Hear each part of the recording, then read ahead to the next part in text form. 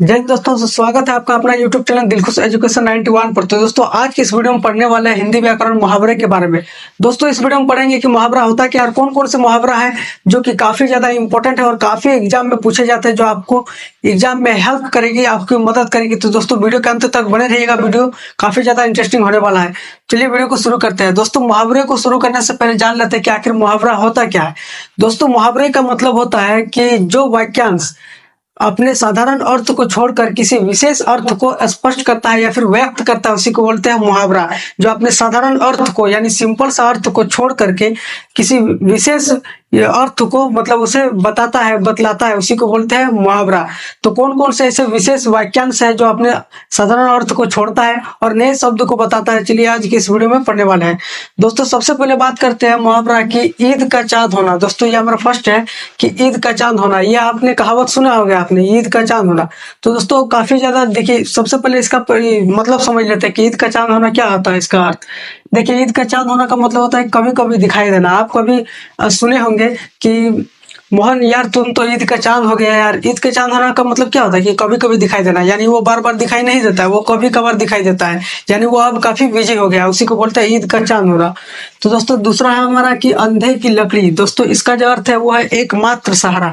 दोस्तों आप खुद ही अंदाजा लगाइए कि जो व्यक्ति अंधा होते हैं या फिर जो बुजुर्ग अंधा होता है, जो देख नहीं पाता, उसका एकमात्र सहारा क्या होता है? लकड़ी सहारा होता है कि वो लकड़ी की सहायता से कहीं पर भी अपना देख लेता है। वो मतलब वो मन ही मन सोच लेता है कि आखिर कौन सी जगह में हमको जाना है, उसी को बोलते हैं कि अंधे की लकड़ी एकमात्र सहारा। तो दोस्तों इसकी जो अर्थ है वो है एकमात्र सहारा। अंधे का जो सहारा होता है वो एकमात्र लाठी ही होती है कि लकड़ी ही होती है। तीसरा देखिए, दो दो हाथ करना। दो दो हाथ करना का मतलब होता है कि लड़ाई करना। आखिर दोस्तों आप लोग कभी देखिएगा कि जिसको लड़ाई करने का मन करता है वो कभी कोई बोलता है कि चलो आ जाओ दो दो हाथ हो जाए, उसी को बोलते हैं कि दो दो हाथ करना, यानी उसका लड़ने का मन है, उसी को बोलते हैं कि लड़ाई करना, दो दो हाथ करना। ये इसका वाक्यांश है, ये जो अपने साधारण अर्थ को छोड़कर अपने क्या जो है विशेष अर्थ को व्यक्त कर रहा है। देखिए लड़ाई करना ये क्या है, आपको साधारण अर्थ है, लेकिन इसको छोड़ करके हम क्या बोलेंगे, इसको और भी अच्छे तरीके से क्या बोलेंगे मुहावरे में कि दो दो हाथ करना। ये सुनने में भी अच्छा लग रहा है और नए नए अर्थ को व्यक्त कर रहा है, नए अर्थ को बता रहा है, उसी को बोलते हैं मुहावरे। दोस्तों देखिए चौथा है हमारा कि घी के दिए जलाना। घी के दिए जलाना का मतलब होता है कि देखिए दोस्तों खुशी मनाना। लोग आदमी जब घर में खुशियां मनाते हैं तो उसी को बोलते हैं घी के दिए जलाना, यानी जब आदमी खुशी में रहता है तब घर में वो घी के दिए जलाते हैं। अब घी का दिया थोड़ी जलाता है, वो सिर्फ कहावत है, मुहावरा है वो कि घी के दिए जलाना। घी के दिए तभी जलते हैं जब आदमी घर में अपना खुशियां लाता है या फिर खुशी मनाते हैं। दोस्तों पांचवा जो है हमारा वो है आंख भर आना, जिसका अर्थ है आंसू आना। दोस्तों आप कभी देखिएगा कि जिसके आंसू आते हैं उसके आंख भर जाते हैं पानी से, उसी को बोलते हैं आंख भर आना, यानी आंसू आ जाना। आंसू तभी निकलते हैं जब आंख भर जाता है। तो दोस्तों छठा जो है हमारा वो है आस्तीन का सांप, जिसका साधारण सा अर्थ है कि कपटी मित्र। देखिए चाहे कपटी मित्र बोलिए चाहे छिपा हुआ दुश्मन बोलिए, बात एक ही है। क्योंकि आस्तीन का सांप आप फिल्मी डायलॉग में सुने होंगे कि साला ये तो आस्तीन का सांप निकला। तो आस्तीन का सांप का मतलब क्या होता है कि उसी के घर में रहते हुए उसी के पीठ पीछे उसका बुराई करता था, उसी को बोलते हैं आस्तीन का सांप। देखिए सातवां जो है हमारा वो है दाल में कुछ काला होना, जिसका सिंपल सा साधारण सा अर्थ है कि संदेह होना। संदेह होना चाहे शक करना, बात एक ही है। देखिए आप सीआईडी वगैरह में देखे होंगे कि एसपी प्रद्युमन सर को वो जो है वो अपने हाथ को हिलाते हुए कहते हैं दया दाल में जरूर कुछ गड़बड़ है या फिर दाल में जरूर कुछ काला है। तो उसी को बोलते हैं कि शक करना, यानी जरूर इस आदमी पर शक किया जा सकता है, इस पर शक किया जा सकता है, उसी को बोलते हैं कि दाल में कुछ काला होना, उसी को बोलते हैं। देखिए आठवां जो है हमारा वो है चौपट हो जाना, यानी नष्ट हो जाना, सब खत्म हो जाना, नस्तनाबूत होने जाना, नस्तनाबूत हो जाना, उसी को बोलते हैं चौपट हो जाना। बनी बनाया काम को चौपट कर देना, उसी को बोलते हैं सब कुछ खत्म कर देना। देखिए अगला जो 9 नंबर है हमारा वो है आंखों का तारा, जिसका अर्थ है बहुत प्यारा। तो दोस्तों मुहावरे हम लोग क्यों पढ़ते हैं? देखिए बहुत प्यारा, ये सिंपल सा साधारण सा अर्थ है, इसको छोड़ करके हम लोग क्या बनाए, इसको नए अर्थ को हम देखें, विशेष अर्थ को, तो इसको आंखों का तारा बोलेंगे क्योंकि बोलने में भी अच्छा लग रहा है और सुनने में भी अच्छा लग रहा है, इसीलिए हम लोग मुहावरे का उपयोग करते हैं। देखिए आंखों का तारा का मतलब होता है बहुत प्यारा। नहीं बोलते हैं कि ये मेरा बेटा जो है वो आंखों का तारा है, यानी बहुत प्यारा है, उसी को बोलते हैं। देखिए 10वां जो है हमारा वो है सिर पर चढ़ाना, यानी बढ़ावा देना।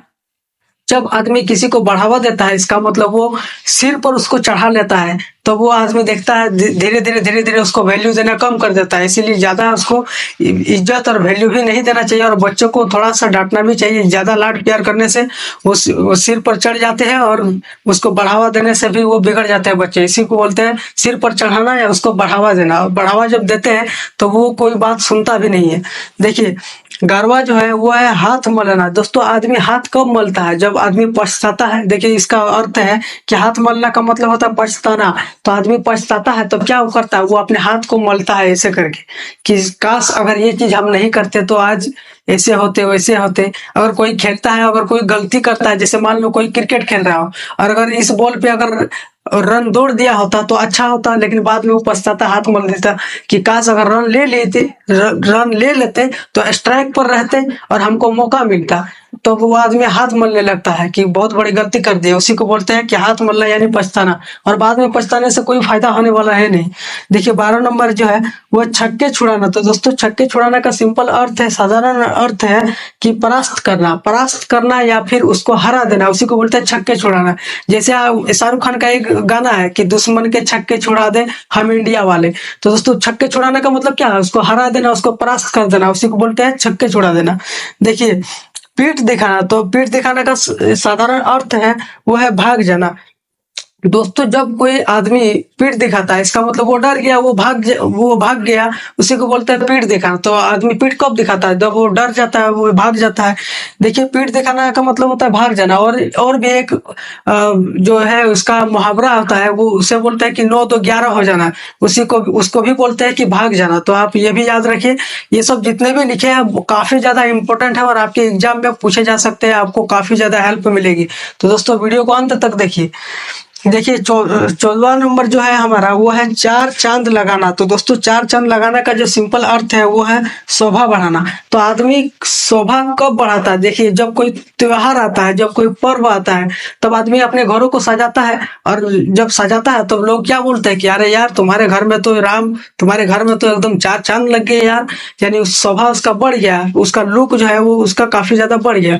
उसी को बोलते हैं कि शोभा बढ़ाना। यानी जिसका अर्थ, साधारण अर्थ को छोड़ करके हम क्या बोले, विशेष अर्थ को देखेंगे। तो विशेष अर्थ क्या है हमारा? कि चार चांद लगा देना। शोभा बढ़ाने को नहीं बोलेंगे, इसके बदले क्या हम बोलेंगे? मुहावरा बोलेंगे कि चार चांद लगाना। चार चांद लगाना का मतलब होता है कि शोभा बढ़ा देना। देखिए, 15 जो लास्ट है हमारा वो है आंख लड़ाना। तो दोस्तों, आंख लड़ाना का मतलब होता है कि प्यार करना। जब एक लड़का और एक लड़की आपस में आंख लड़ाता है, उसी को बोलते हैं नैन मटक्का करना है उसको। यानी उसके साथ उसको प्यार करने का जो है